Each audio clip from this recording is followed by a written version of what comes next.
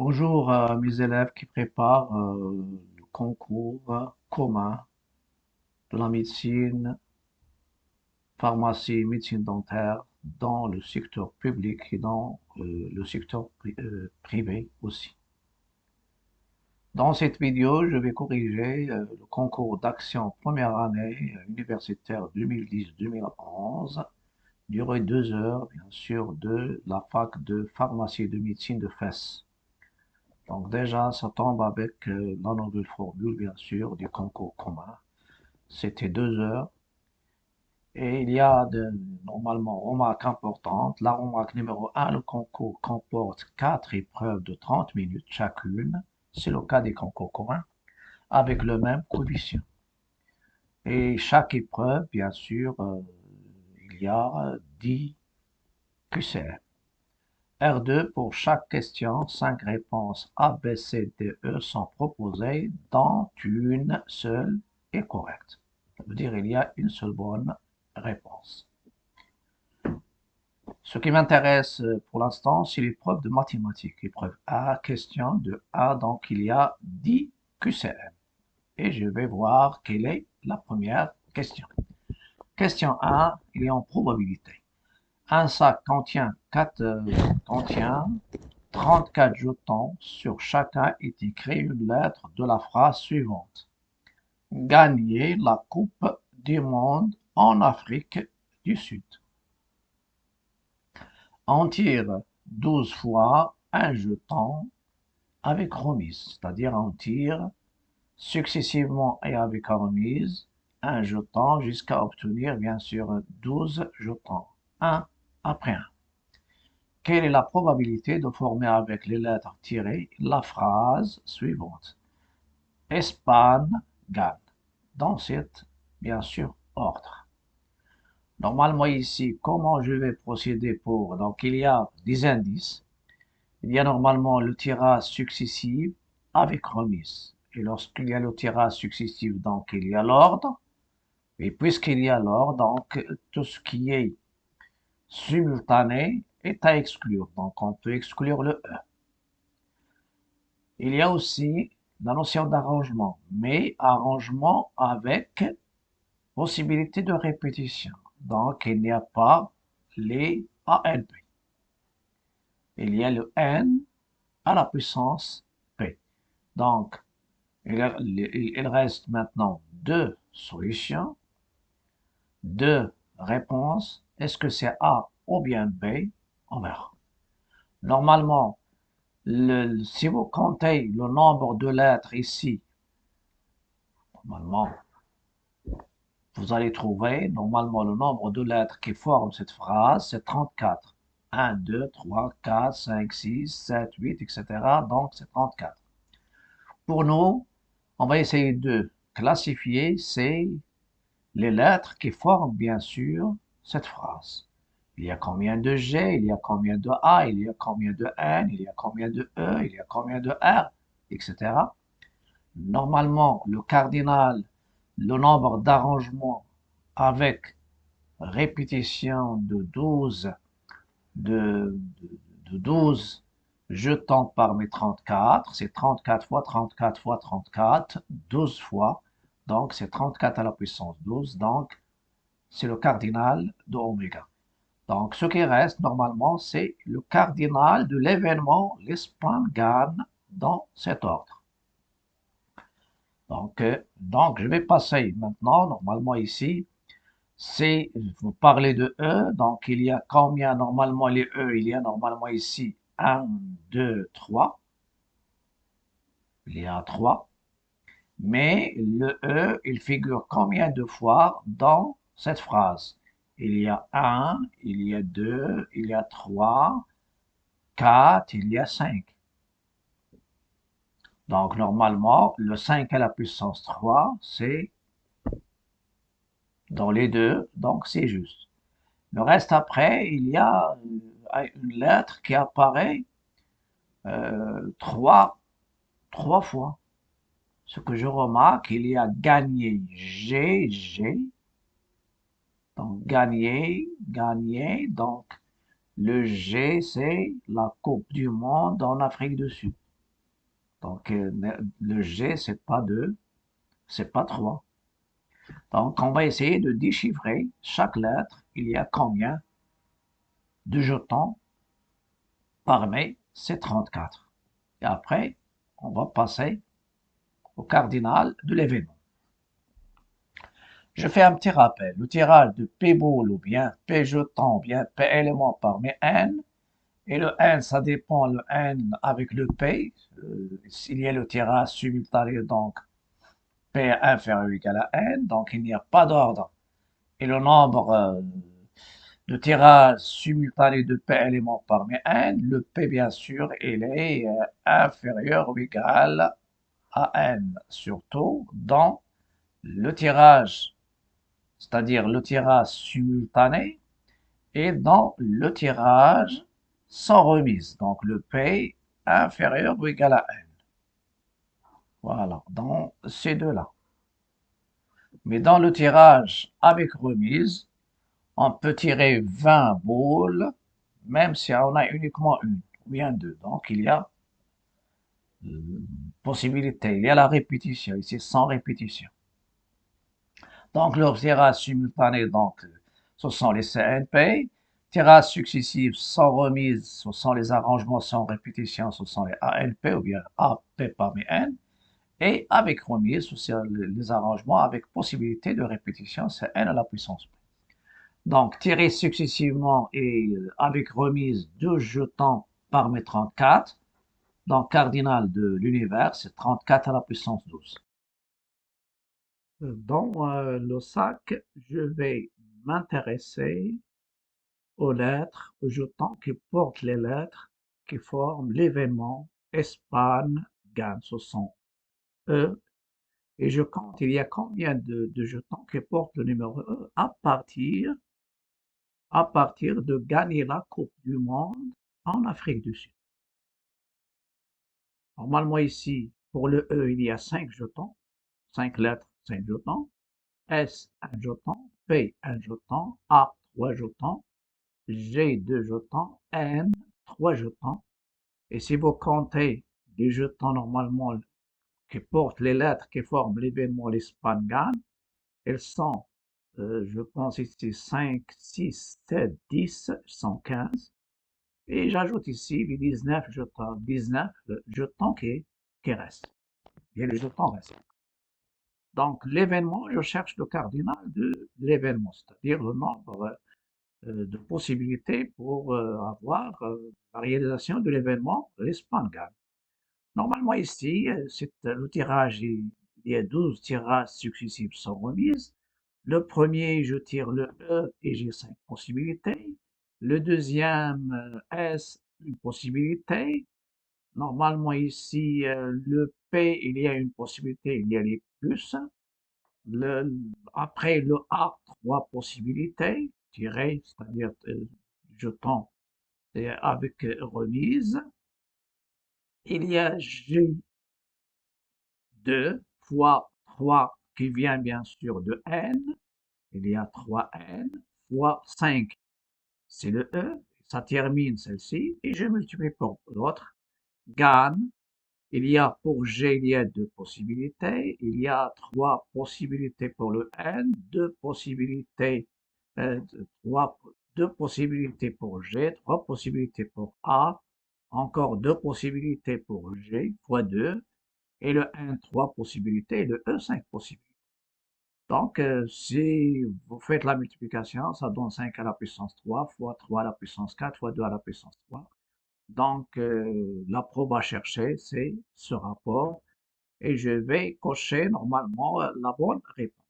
Ça, c'est une manière comme ça. Ou bien, vous pouvez voir, il y a combien de E? Il y a un, 2, 3. Et il y a combien de possibilités de jetons? C'est 5 à la puissance 3, ça veut dire le nombre de jetons. Puissance, le nombre de tirages, il y a 3.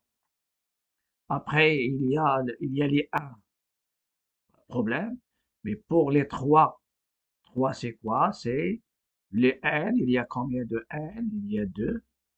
Le n, il y a normalement, il y a 2. 3 au carré. Pour le a, il y a 3. 3. 3. Pour le A, il y a 3. 3. Pour le A, c'est 1, 2. Non, il y a 2 uniquement. Pour le A, il y a 2, donc 3 au carré. Pour le N, il y a 2. C'est aussi 3 au carré, ça donne 3 à la puissance 4. Et pour le 2, normalement, c'est le 2, c'est, il y a le N. N, N c'est 3 au carré, pardon. 3 au carré. Donc, je répète, pour le 5 à la puissance 3, il y a le E 3 fois. Donc, 5 jetons à la puissance, le nombre de tirages. Ce 3 à la puissance 4, ça vient de A 2 fois, c'est-à-dire 3 au carré. Et N 2 fois, 3 au carré, ça donne 3 à la puissance 4.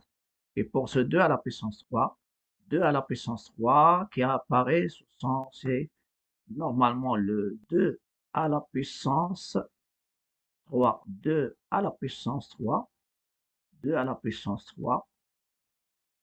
Il y a le G, G qui apparaît 3 fois. Donc 2 fois 2 fois 2, 3 fois, c'est donc 2 à la puissance 3. Et la bonne réponse, c'est B. C'est 5 à la puissance 3 fois 3 à la puissance 4 fois 2 à la puissance 3 sur 34 à la puissance 12. 2 à la puissance 3, 3 à la puissance 4, 5 à la puissance 3. Je passe à la question 2. Dans la question 2, quelle est la limite en plus l'infini de la suite 1 plus 1 sur racine de L, le tout à la puissance moins racine de L. Bien sûr, en plus l'infini. L'astuce à utiliser. Il y a deux astuces. A à la puissance x, c'est l'exponentielle de x ln de a. Deuxième astuce, normalement ici, c'est l'équivalence. Principe, la méthode d'équivalence. Les deux fonctions sont équivalentes, alors elles ont même limite. Il y a ln de 1 plus x au voisinage de 0. C'est-à-dire ici, le 0, ça veut dire x tend vers 0. Lorsque x tend vers 0, ln de 1 plus x, il est équivalent à x. Ici, ça vient de la limite de ln de 1 plus x sur x. Lorsque x tend vers 0 sur 1, donc ln de 1 plus x, c'est équivalent à x au voisinage de 0. Donc, j'applique la règle, l'astuce, la première. Donc, je change cette puissance. C'est la limite de l'exponentielle de moins, ça c'est l'exposant de x ici, moins ln de moins la racine de 1, ln de 1 plus 1 sur racine de 1. En plus de ça, vous avez ici, à partir de celle-ci, ça c'est quart, vous avez lorsque n tend vers plus l'infini, 1 sur racine de n il tend vers 0, voilà. Donc, ln de 1 plus 1 sur racine de n, il est équivalent à 1 sur racine de n, en plus l'infini. Ça vous donne la limite. Je laisse l'exponentielle, moins racine de n fois 1 sur racine de n. En simplifiant, ça donne l'exponentielle de moins 1. Et la bonne réponse, c'est A. Je passe à la question 3, c'est l'exponentielle.